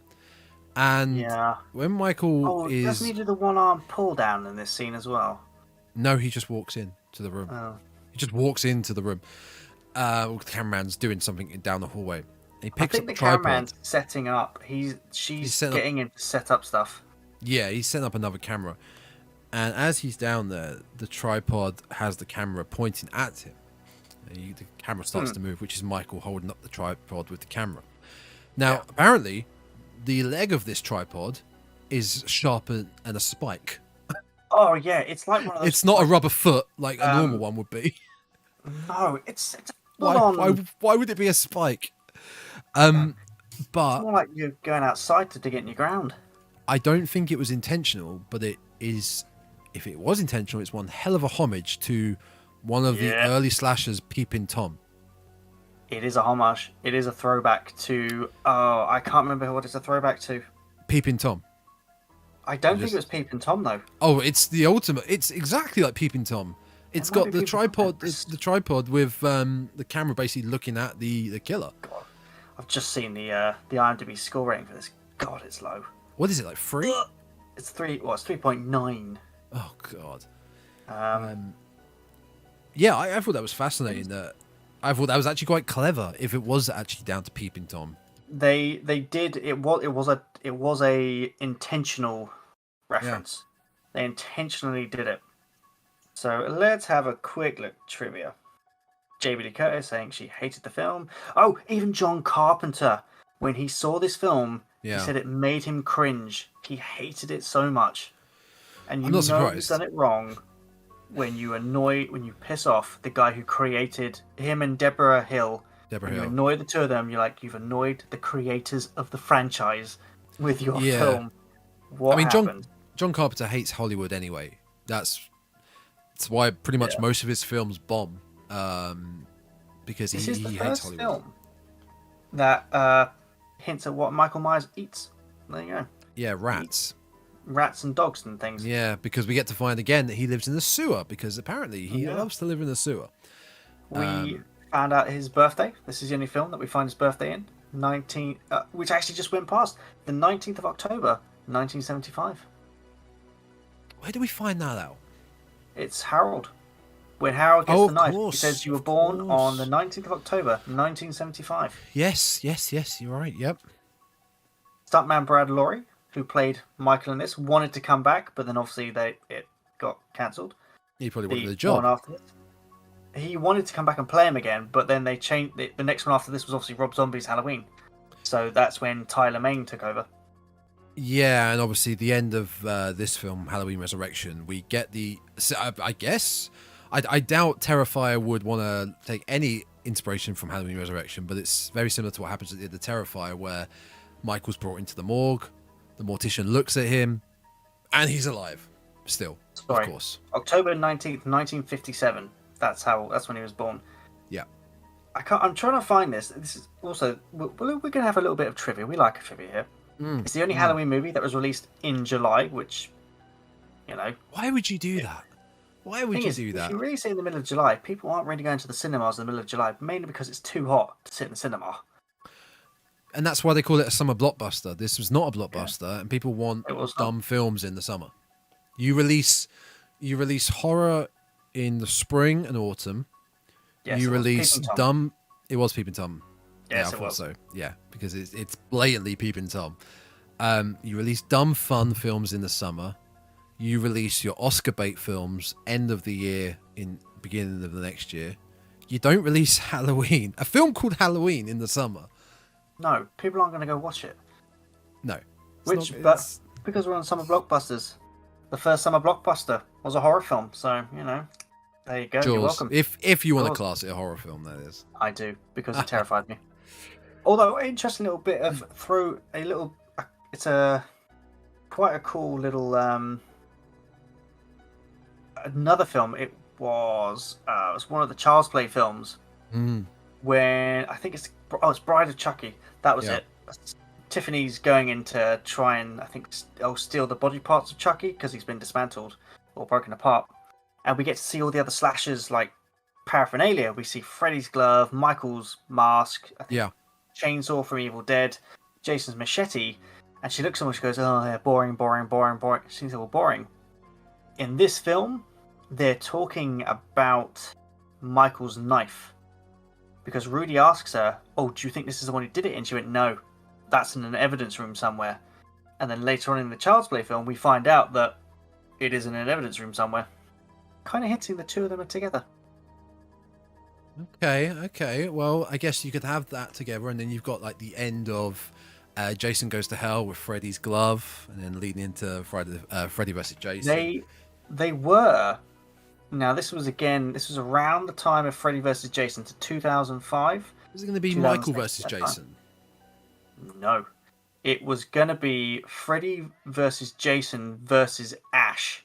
Oh, that was it. Yes, we talked about that in the episode. They wanted to bring in all the slashers. They said, look, we're going to have this big old slasher ball. We're going to bring them all in together. But I think pretty much most of the studios were like, no. It's like, that will never work. But they did do it in the comic books. They did have a Freddy versus Jason versus Ash. And we got Terrordrome as well. Yeah. Trying to find these comics, though, is like trying to find gold dust. I cannot find them anywhere. It's really annoying. Yeah, there's a... oh my god, there's a comic I've been looking for. Big tangent here. Let me just find it. It is... Here it is. Jason versus Leatherface. This is what I've been after. Yes. That one is hard to find. I'm going to show it to the camera here. Let's have a looky. Hang on. Oh. Yeah. There we go. Oh, yes. Look at that. That is what I've been after for quite some time. And there's going to be no reprints of it. You're going to be having, it's like having to find an original copy. Yeah. In good condition to read. So, I mean, yeah, that is probably, back to the kill, that's probably the most interesting, in my opinion, of the kills. The rest of them are pretty standard. I mean, if we just let's go through them, like Laurie is stabbed and dropped. Laurie's stabbed and dropped. The cameraman is stabbed with a tripod through the neck. Oscar, biker dude, his head is crushed. Well, it's not really crushed. It's just. Oh my god, that was the laziest head crushing. And he doesn't even say anything as he getting a head crushed. It's just like, okay. It's the sound effects of him crushing, but then camera cutting away and cutting back, and then the effects dude just slowly dribbling some fake blood down his eyes. Yeah. The girl he gets busy with is just stabbed on a piece of metal. That's it. Yeah, in the sewers. Part of the gate rail is bent forward. Yeah, that's it. Rudy is it's the classic Michael kill. It's holding up and just pinned to the door. Yep. Jen is American Pie guy is just. I don't remember how he dies. He dies on screen, doesn't he? No, he dies on camera. This is the point where I was saying about how no one in the house heard this. Michael dived through this wall / mirror, grabs him, and then stabs him in the top of the head. Oh, that was it. Jen, Kate Sackhoff, gets decapitated. Yeah. Now, how the hell? I didn't know a kitchen knife could decapitate someone in one full swipe. Yeah, like, it was clean. He's got that one-arm skill. He can do that. He can through the spinal cord. A kitchen knife. I reckon he's for those 4 years he was like, I've got to get better at my decapitation. So like for 4 years, like he just bought a load of mannequins. Gotcha. Tyra Banks, who is really not in it that much this film. No, she makes a coffee. You don't see her die. She dies off screen. Find out, she's hung and stabbed. She's been brutally killed because there's a lot of blood beneath her, so we don't know what's happened, but she does. Yeah. Freddy doesn't die. He just gets attacked, and Sarah survives as well. I think that's everyone. Two security guards at the beginning. One's decapitated. The other stuck in the dryer. What happens to the guy? Again, they're not that interesting, these kills. They're not interesting at all. I can't remember how the security guy dies. No. They don't have to be insanely creative like a Saw Trap or the later Friday the 13th films or a Freddy film, but they just need to be creative in some way. They just need to be different. How that security guy dies. No, I can't, and it's not important. This is an interesting thing. So Freddy in this bit is Freddy's walking around the house as Michael. He's doing it because he basically says, "Look, I'm giving the people what they want. I'm doing it for money. Like, if you don't want to do it, just leave. Don't ruin it. Don't ruin." I mean, he's got a point. The guy's working his hardest. He's trying to put on a show. fair enough, well done. And he's trying to get money for it. Obviously, the other, I think, Sarah, Rudy, and Biker Dude, they're like, right, well, we're out. We don't want to do it. But it's interesting because he's wearing an almost identical mask to Michael Where did Myers. he get it from? Exactly. And there is this great back and forth, though, where the two of them come face to face. And he's like, what are you doing? It's like, why are you Michael Myers? Who are you? What actor are you? Yeah. He just interrogates him. He has this full-on rant, and Michael just stands there. It's like, Takes he goes, it. right, I'll leave. You go, okay. Just turns and walks off. The thing with Freddy trying to scare the contestants by dressing up as Michael, fair enough. Busta Rhymes is a big dude. So him dressing up as Michael could, it's not like having a skinny dude dressing up as Michael trying to scare them, because just by the contestants looking at this figure being really small, you'd be like, okay, that's definitely not him. Busta Rhymes is a big guy. Freddy could really be Michael, and it could scare them. But if they think Michael's there attacking them, why would they not defend themselves and pick up something and attack him? And then Freddy fights back at them, thinking, "Whoa, ow, whoa, what the hell are you guys doing?" Don't they do that? Don't they? Yeah. What the biker dude picks up, like, I think it's a table leg, and knocks him around the back of the head. And Freddy's like, "What the hell are you doing?" So, I'm sorry, if you're Michael, I'm gonna do whatever I can to defend myself. Oh, yeah. What did you think was gonna happen? That's a good point. What did you think was gonna happen? It could have been an interesting twist in the film if Michael wasn't actually there, and it was Freddy all the time. And for his show, he went, you know what? I'm going to put on the best show I can. I'm going to dress up as Michael, and I'm actually going to kill my contestants. Because it's shown when Michael is killing the contestants, no one believes it. Because it's only when I think Rudy dies that they think, oh, hang on a sec. Because he's the first one they see on camera. A lot of the other ones, they're going, oh, that's just special effects. That's really cool special effects. They're not actually dead. So no, they don't believe him. Yeah, they don't believe him until they see Rudy die, and they go, "Oh no, he's dead," and then it kicks into, "Oh shit, we have to help them," and they send a message saying, "He's there, he's actually here. We have to help you." I like that, because you keep the beginning of the flashback of Michael disappearing into the woods, like he's still alive. That's it. It's done. But you have Freddy being the one in the outfit, killing people, like you said, people not believing him, which means us, the viewer, to believe, okay, Michael did escape and he's back doing this. It's not him. Yeah. It's Freddy all along, which then could be kind of like Friday the 13th Part 5, where it's not Jason. It's a copycat killer. Yeah. See? And at the end of it, we should write these films. Freddy's the only survivor of Michael Myers, and it's like, where's Michael Myers? He goes, well, he's escaped as always. Yeah. Freddy gets his show, his career goes up the hill because of all the interviews and things, and book deals and whatnots. Yeah, it's like, I did it. Or you could have the final girl, Sarah, kill Freddy, find out that it was Freddy all along, but still not have Michael come back. That gives you the third film. Yeah, which you then could call Resurrection or something. See, there you go. See, I got it. But I think, to be fair, we're kind of hitting the end game of this film here, because let's face it, all the characters There's not much dead. more. Yeah, there's not much more. Okay. Now, this was a thing in the early 2000s films. I think they're getting better at it in the films nowadays, which is injuries in films. Now, Sarah, when injuries. she's going up the basement, she's trying to run away from Michael. She gets, like, the back of her leg is properly slashed. That's when she climbs out the upstairs window and climbs on the roof. Okay, so she gets it twice. Sorry, Michael. Yeah, when she climbs out, he headbutts the window. He does, doesn't he? Yeah, he sticks his head out like. And then slashes her. Yeah, he slashes her ankle, and then she gets up and carries on going, no problem. Yeah. She then takes another one on the other side when she's climbing up a ladder, and I just remember watching it thinking, you would not be able to walk. Your ankle, I don't think it's her ankles, it's the back of her calf, but the muscle that there would be slashed apart. You'd be crawling everywhere. Yeah, the pain as well. And the nerve damage. Unbelievable. Similar to Freddy. Yeah, I must admit, I was surprised. Well, I did learn that 4 endings were filmed for Freddy, and they didn't tell the No. cast. Yeah, they filmed 4 endings for what was going to I happen to Freddy, didn't know that. and they didn't tell anyone what was going on. No, actually, sorry.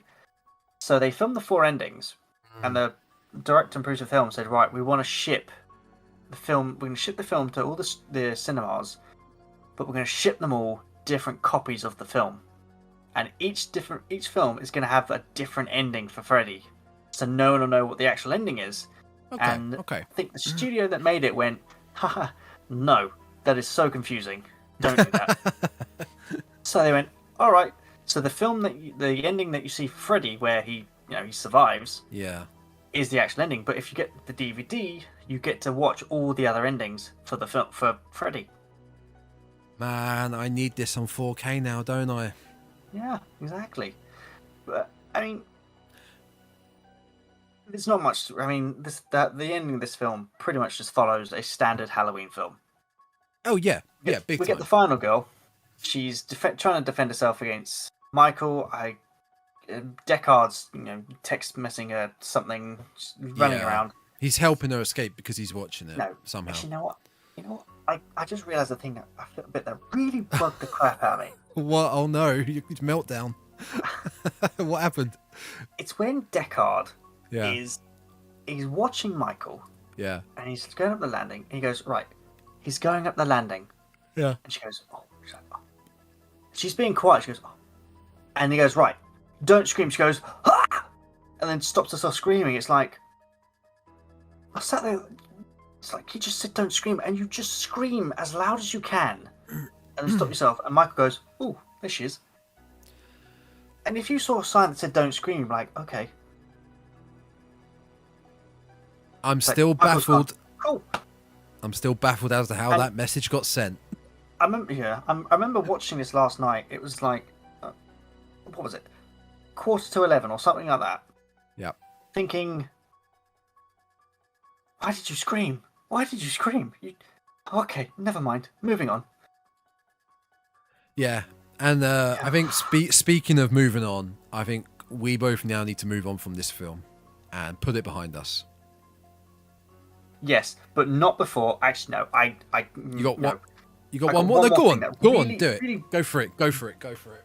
There are a few things that I must admit. Again, it's part of those things where you just watch it thinking, okay, I know you have to suspend belief, Yeah. but for the love of God, if you're gonna do that, make it realistic. Yeah. It's a bit where Sarah's in the attic and she's found Tyra's character. She doesn't even have a name, I don't think. She's just there. I can't remember her name. And she's trying to hide from Michael. So she's looking around for this place to buy, and she can see him out the door. She's trying to hide. Yeah, I remember. And she's this. waving around this torch. Like, okay, where do I hide?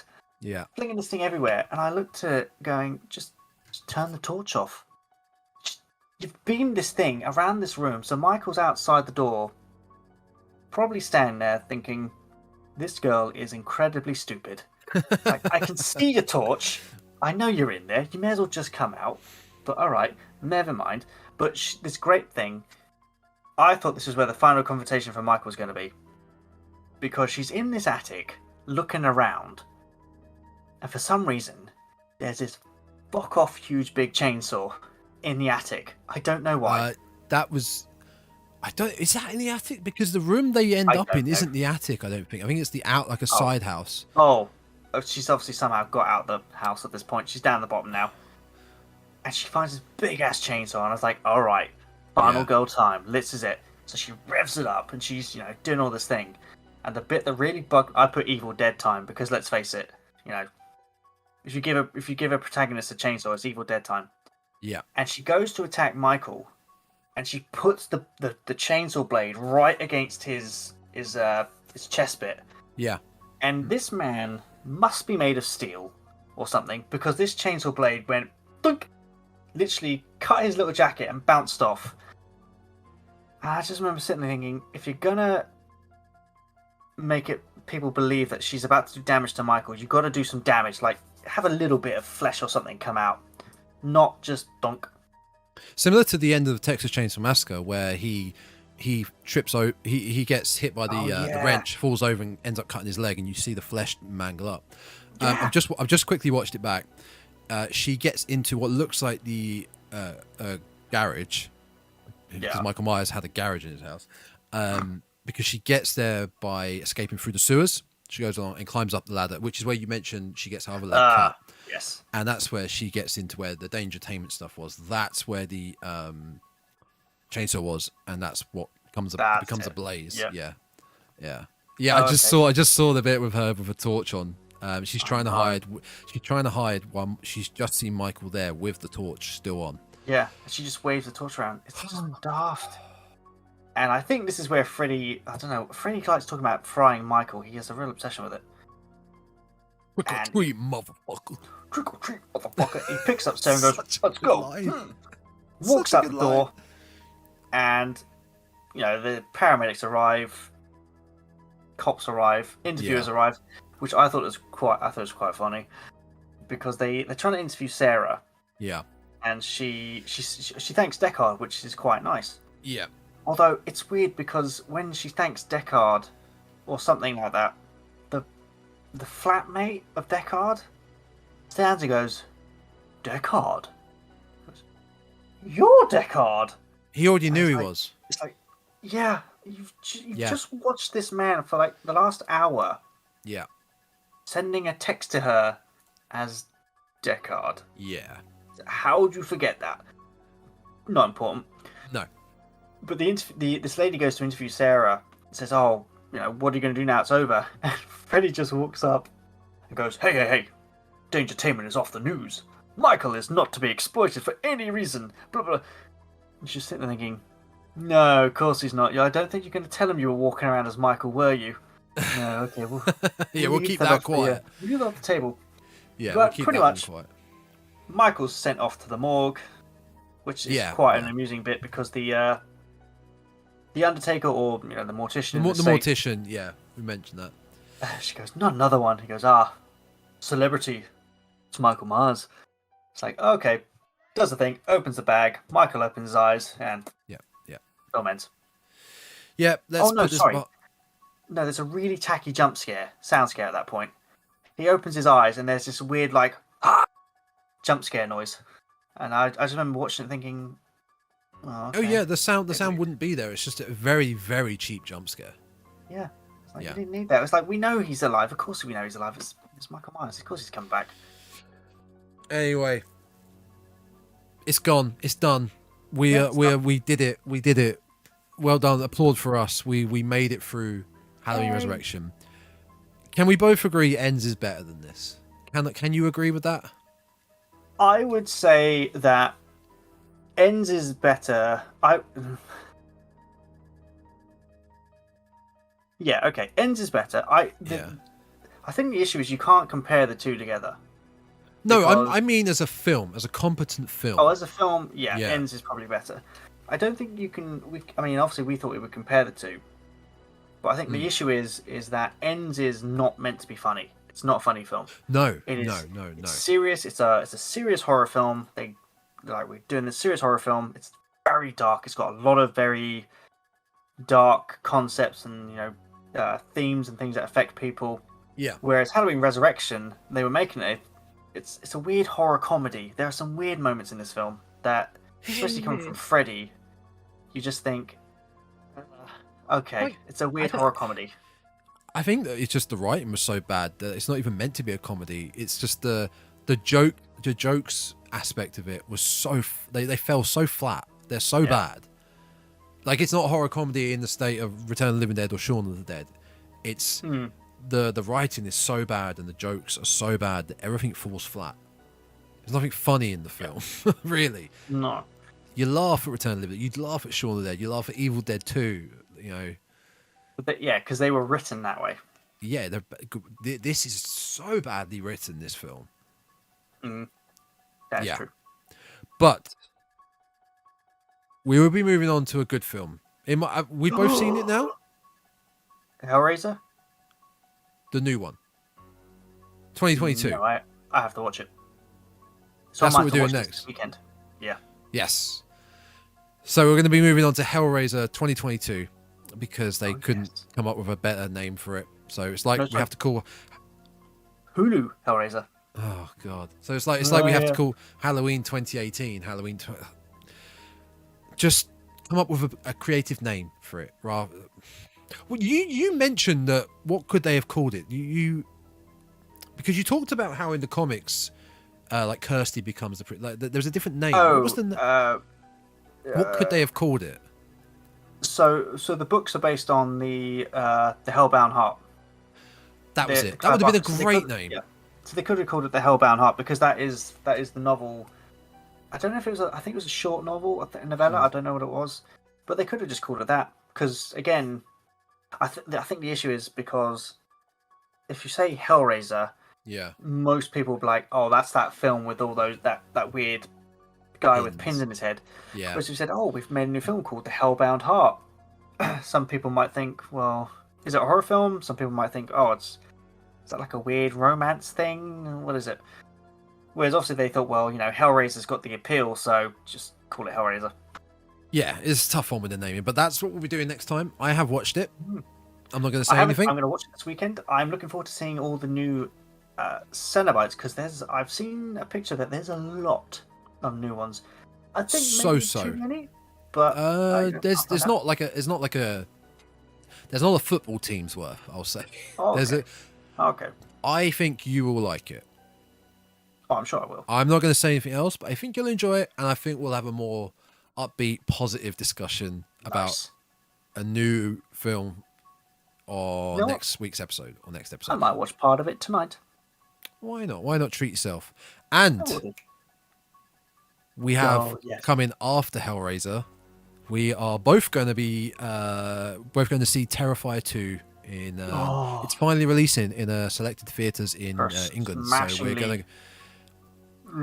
For a incredibly short run.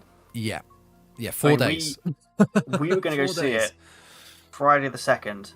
Yeah, and we thought that'd be perfect. Friday the 4th. Yeah. The only time it was showing was 2:45, and both of us, because we work, neither of us could do that, which sucks. So we got to wait 2 weeks. But I was actually the guy I was working with today. I did some promoing. I told him about the Dreadcast. I told him, we're doing a horror podcast. He went, well done. He went, that sounds a lot of fun. I was like, it is. It's a lot of fun. And he went, there's that new horror film that's making people sick. I was like, yes, it is. I'm seeing that in 2 weeks' time. And it fits in perfectly because next week's Hellraiser, and the week after we're going to see Terrifier 2, and we'll be talking about it. So it all fits in perfectly. I cannot wait for Terrifier 2. Next couple of weeks are rounding up to be quite a couple of good episodes. Mm-hmm. And then we'll move into November. We are going to be doing Are we doing the Scream 6 trailer? Whenever it comes out. Oh, is it not out yet? No. Whenever it comes out, we will be on it like Sonic. Oh, I thought it had come out already. No, nope. As soon as it comes out, we'll be on it. If you are a Sonic the Hedgehog fan, new Sonic Prime comes out in December. There you go. Just a little segue for there. Sonic. Anyway. Is that the show? Yeah, Sonic Prime. Yeah. Okay. Netflix. Yeah, thought so. I will be watching. Right, let's get out of here. Yep. You can find all these episodes, all of our content, by searching for the Dreadcast on all audio major audio streaming platforms. There it is. Spotify, Apple Podcasts, Google Podcasts, Amazon/Audible, Podbean, and YouTube, all by searching the Dreadcast. And on YouTube, you can find our trailer breakdowns and some of our gaming Let's Plays. Yes, they are coming back. I wasn't allowed back to where my PC was, but don't worry, that has changed. I will be now releasing more and more Let's Plays. Do not worry. Do not fret. Mm-hmm. And I have some new games lined up. And our socials? Our socials? You can find the Dreadcast on TikTok at the Dreadcast, not _Dreadcast, as I kept thinking it was. That's it. And the Instagram is over there on the down there on the video one. It's not in your room. I'm not in your room right there. It's called the _Dreadcast, and our personal socials are right there. You can go find us. Those are our Twitters. Or if you want to, you can send us a little email at thedreadcastpodcast@gmail.com. Send us anything. Sign us up for stuff. We don't care. We just like emails. One day it will happen. One day, one of you will send us an rejoice. email. We'll look at it, frame it, and go, that was our first email. And look, they hate us. Look how bad this Halloween VHS copy is. That's what I'm going to end this episode on. Look how bad this is. Plus, tomorrow, get the new addition to the NECA collection. Oh, yes. Oh, yes. Yes. Well, I look forward to seeing that on the next episode. Yes, it's either going to be a choice between Friday the 13th, because I've noticed that... Oh, no, you do have one there. Oh. You know I have. I have a collection. Or, if the shop has it, I will be getting the next addition to the Ninja Turtles Universal Monsters one. Yeah. You got to complete the set. I do. They've released the details, so looking forward to it. Perfect. All right, everyone. We're getting out of here. Until next time. Stay creepy. That was a good one. That was a very good one. Well done, sir.